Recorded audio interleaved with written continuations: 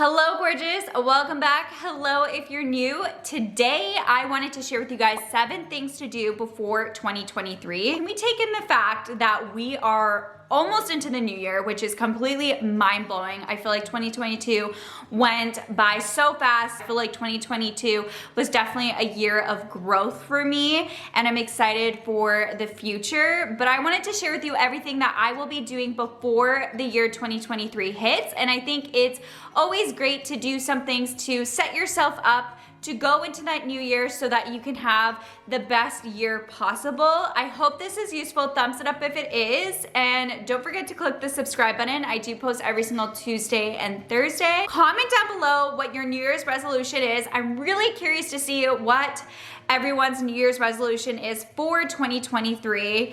And with that being said, let's just jump right into it. Starting first with number 1, which is to create a goal list. Something I like to do before going into the new year is just to write down all my goals that I have for the next year, whether they are little small goals or bigger goals, whatever it may be. It could be the tiniest goal, but I like to write it down on a list. This will help you have a vision in mind on how you want your new year to go. So just take some time on your own, give yourself some space, and just really think about what you want to happen in your new year and what you want to achieve and what your goals are. And that could be the smallest thing, like I said, or it could be a really big goal. Number 2 is do some reflection. So while you are making your goal list, this is a great time to also just sit there and even write down and reflect on the past year. So the year of 2022. And by reflecting on your past year, this can give you a better understanding on what you want for this new year of 2023.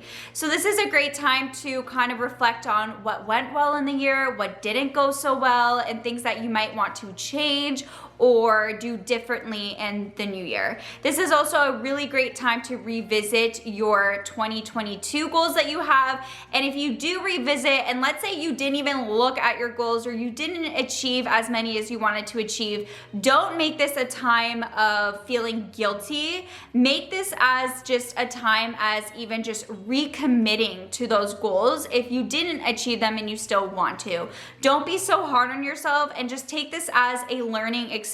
Try to grow from it and not be so hard, because I feel like a lot of us can just be so hard on ourselves and always kind of see more of the negative sides as opposed to looking at the positive side and being more optimistic. 2022 was definitely a year of growth for me. I had a lot of amazing things happen this year. A lot of things have changed in my life. I got married, as you guys know, but there was also a lot of hardships, just like everyone has in their year. And there's always going to be highs and lows in every single year, but it's important to just kind of reflect, like I said, and look back on what you want this next year to look for you, as much as you can plan, of course, because life is so uncertain and things are always going to come up, but it's also the way that you deal with those things that come up. Number 3 is to declutter one room or category. Pick either at least one room, an area, or even a category of something, and start to go through that and declutter before 2023. Our homes and even spaces just tend to get a lot more cluttered during the fall and winter season. So this is a great time to go through things and get rid of things that aren't bringing you joy or just are so unnecessary or just making you stressed. And by decluttering now, when the New Year's rolls around, that will be one less thing to do, and you'll also be in a lot less of a cluttered space that will make you feel a lot more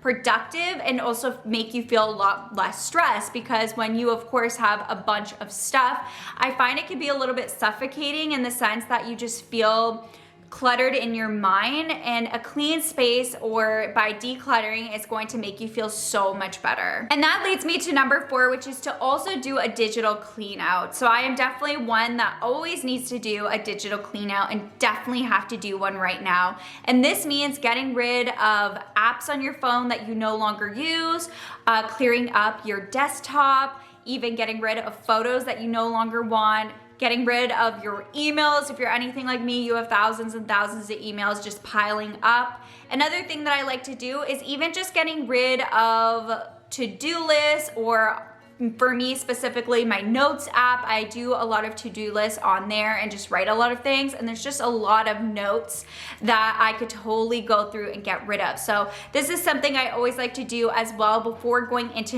the new year, so that it is completely like a fresh start. Something else that I also like to do when it comes to the digital space is getting rid of contacts. I feel like I have so many contacts on my phone of people now that I don't even know, that I've accumulated all the way from when I was in high school to university to all the different times in my life. And I feel like this is a great time to also just get rid of contacts that are no longer serving you or you're no longer in their life. Number 5 is to create a minimalist budget. One of my biggest goals coming into this new year is to be more aware of where my money is going, and as well as to not buy anything until I am done a product. So for example, I do not want to buy excess amount of hair care products, skincare products, makeup, perfumes, things like that, and even hygiene products, because I feel like I'm one to buy all the newest and latest things and then I just have a pile stacked up. So I really want to be mindful and go through my products before I purchase a new one. So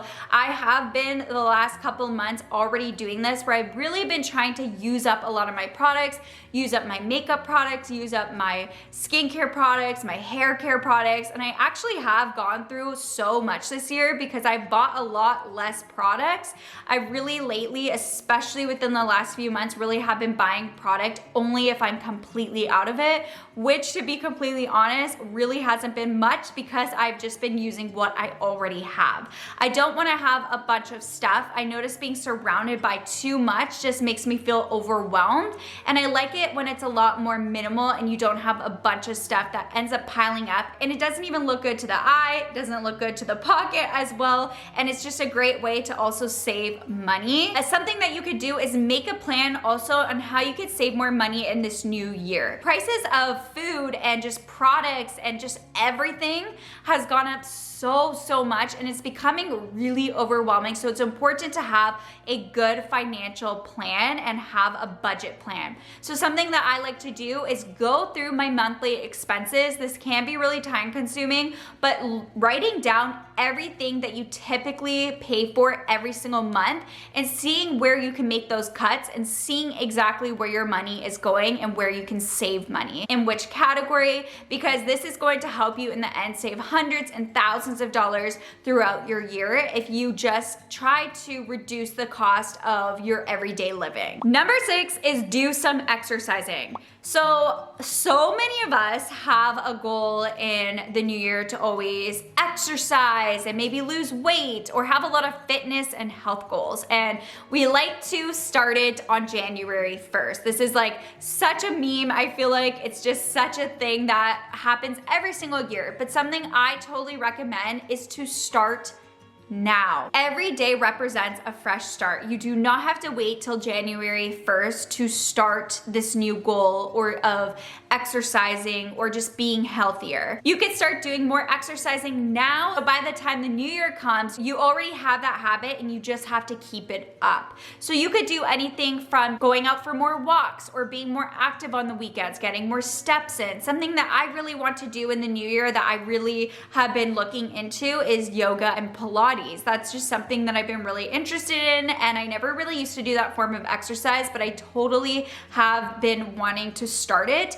And it's great to just start this now, because I feel like so many of us always have like health or fitness goals, and they may be different from person to person, but a lot of us always need that excuse to start in the new year. But this is a perfect time to kind of get you in the habit, so by the time the new year comes, it is part of your routine, or you can just push it a little bit further, or you'll already kind of be in that habit of being more active. And the last thing to do is to create a winter self-care routine.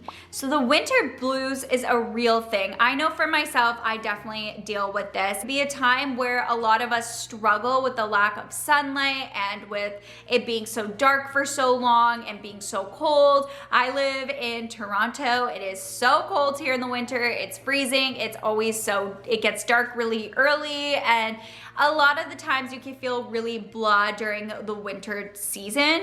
So this is a great time to just start a routine. Everyone's routine is going to look different based on our lifestyles and based on what we like and what's gonna work for each person. But by having a routine, it's really going to help you to cope into the new year. Although a lot of us like to put a lot of effort on other people in our life, also important to check in on yourself and make sure that you are okay and your mental health is doing well and taking steps that are going to make you feel better or be in your best space possible. It's also really nice to have a routine, feel safe, and just know how your days are gonna kind of look like. Those are all of the things that I totally recommend to do before 2023 hits. I know I will be doing all of these and I'm really excited to go into this new year. And to be honest, I am definitely one that usually waits till January 1st comes and then it's like, I think I'm gonna be a new person. But this year I really have been wanting to focus on starting my goals and just getting prepared and just trying to do little habits and changes before the new year hits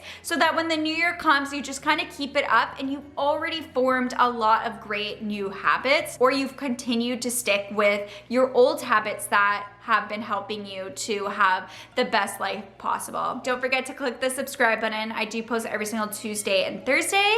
And on that note, I will catch you guys in my next video. Bye.